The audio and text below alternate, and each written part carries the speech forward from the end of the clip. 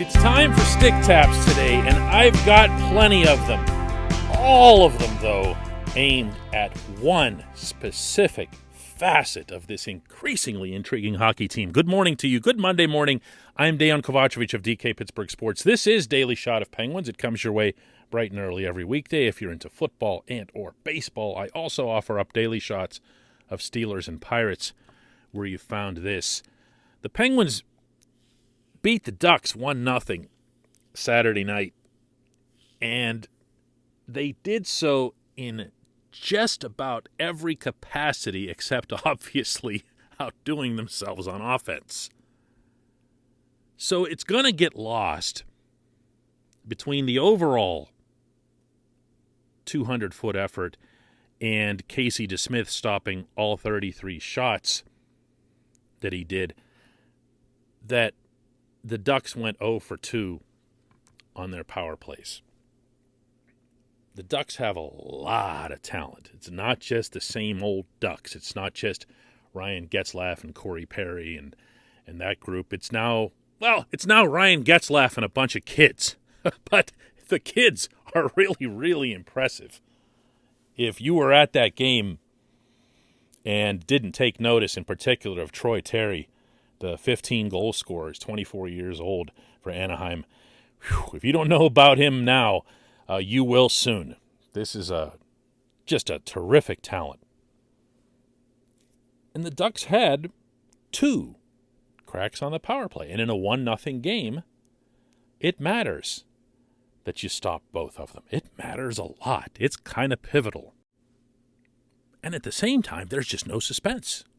The other team goes on the power play, and you feel 100% sure that they're not going to score. With cause. The Penguins now have killed 30 penalties in a row. 30 in a row. A franchise record span of 13 straight games without giving up a power play goal. They're now not only number 1 in the NHL with a 92.4% kill rate, they are 4.5 percentage points higher than the second best mark, which belongs to the Hurricanes. There literally isn't a close second to how good these guys have been. Listen, I'm doing this for a reason. We, all of us, not just people who love sports and whatever, but in life, can get so focused on the last bad thing we saw or the one thing that we want to complain about or clear up that we can lose sight of excellence that's occurring right in front of us. And that's what this is. This is excellence. This is extraordinary work, beginning with Mike Sullivan, continuing on to Mike Vellucci, who's responsible for the PK and takes a father's level of concern and care with it. And then to all of the various players who are involved. And then ultimately, of course, your most valuable penalty killer has to be who? Your goaltender. And Tristan Jarry and now DeSmith are both doing their part in that as well. I ventured over the weekend to try to find out more about this for you, to try to find out why it's really clicking, and did some work on that front, specifically Saturday at PPG Paints Arena, both before, during, and after that game against the Ducks, and I'll share that with you momentarily. This portion of Daily Shot of Penguins is brought to you by the good people at the Greater Pittsburgh Community Food Bank, where they're committed to providing food for all of our neighbors in need across western Pennsylvania.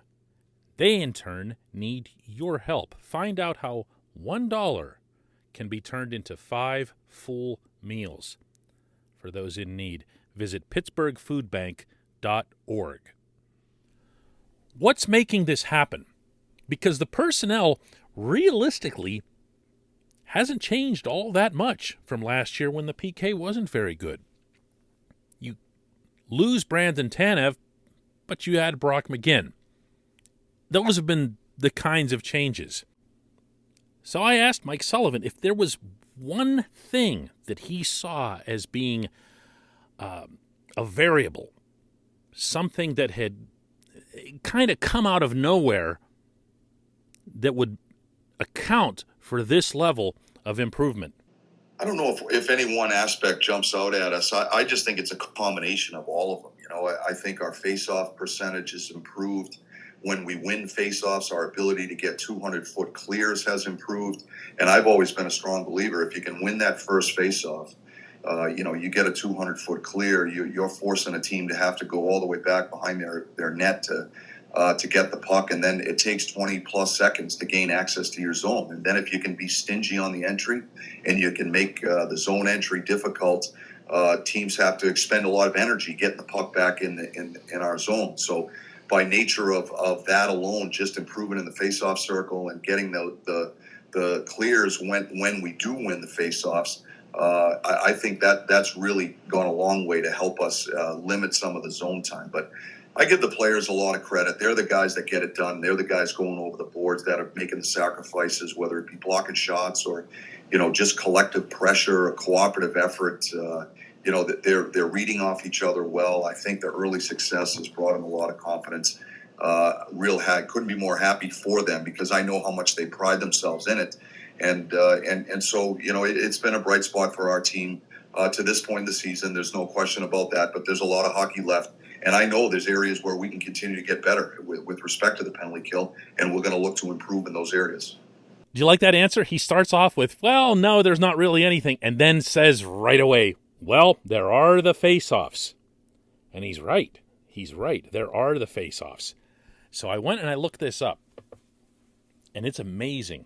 The Penguins' face-off winning percentage when they're shorthanded last season was a lousy 41%. That was the 27th best rate in the NHL.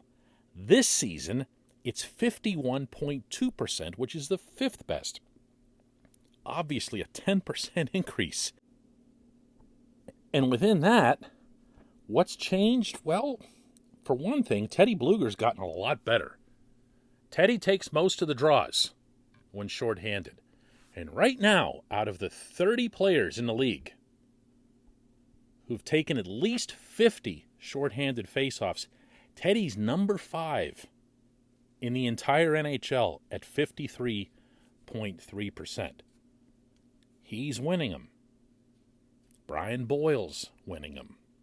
Jeff Carter, when he's out there, when they want to get that right-handed draw, he's winning them. And let's remember that Carter came along late last season, and Boyle, of course, came along as a training camp tryout. They've had a lot of players participate in this success. And as you heard Sullivan say, when they get that first draw, you're also seeing the defense follow through with an authoritative, no hesitation, usually no window dump. It's just boom, bullet right out. And by the time the team makes it back up ice, as you also heard Sullivan say, you've already killed off a quarter of the penalty.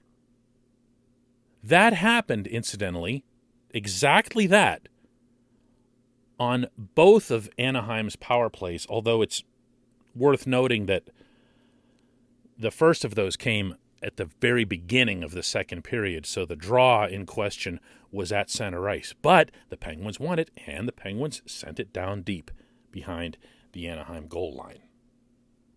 The other thing that has to occur here for a PK to be excellent, to use that term again, is there has to be actual legitimate pride taken in it. And those of you who have either coached or played or even reffed this sport at any level know exactly what I'm talking about here, because everybody wants to score goals. Everybody wants to be part of scoring goals. Everybody wants to be. Their dream is to be on the power play. No one says, man, someday I'm going to be a penalty killer, okay? You have to make it something where there's legit pride, that it's not seen as some sort of demotion or consignment if you're out there on the PK units.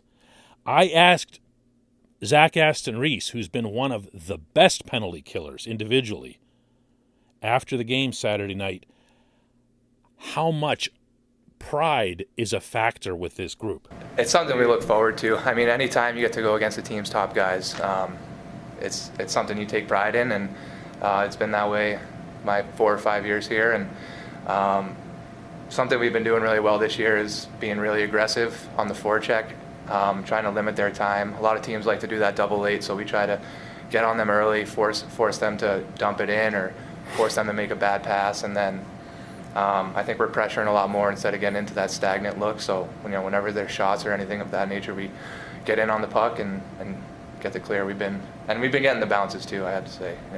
Goalies have been helping out and getting the bounces. Good for him, man. Good for all of them. Good for all of them. I don't have some kind of sizzling take here. I don't have any kind of hard, tough stance or, wow, did you hear what he said on Daily Shot today? Nothing of the kind. This is just stick taps. That's all this is.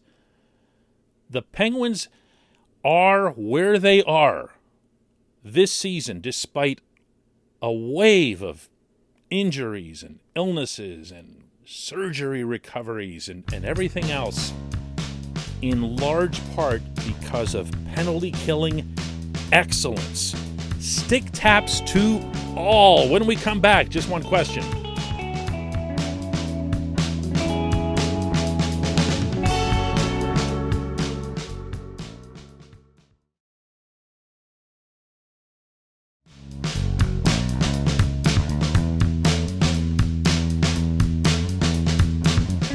Back, it's time for Just One Question. That's brought to you always on this program by Fubo TV. The monthly cost of cable is over $200. Fubo TV is $65 a month to watch all the same channels, including AT&T Sportsnet Pittsburgh. And right now, Fubo TV is offering our listeners of this show a 7-day free trial and 15% off your first month. Just go to FuboTV.com/DK. FuboTV.com/DK. And today's J1Q comes from Tim, who asks, do you think Casey DeSmith should get more starts to give Tristan Jarry a break after the way DeSmith's last 2 starts have gone? No. That's probably not what you were expecting, Tim. Look, I'm cognizant of the way DeSmith played, and I appreciate it, and I applauded it in the column that I wrote for DK Pittsburgh Sports after the game. And at the same time, he's now had 2, as you yourself noted, good starts. Now, this is important, and this is encouraging. But I'm also looking at the Penguins' schedule leading into the 3-day Christmas break. There are 5 games, beginning with the one tomorrow night here at home against the Canadiens. And I'd like to see Jarry play 4 of those 5 and then get himself a breather on the NHL's mandated 3-day Christmas break. I'm okay with that. I give DeSmith the Sabres coming up Friday. To me, DeSmith still has quite a bit to prove. He did play well against the Ducks. He was square to the shooter. He was way more aggressive than what he'd been, which he has to be as a smaller goaltender. Came way out in some cases to cut down angles.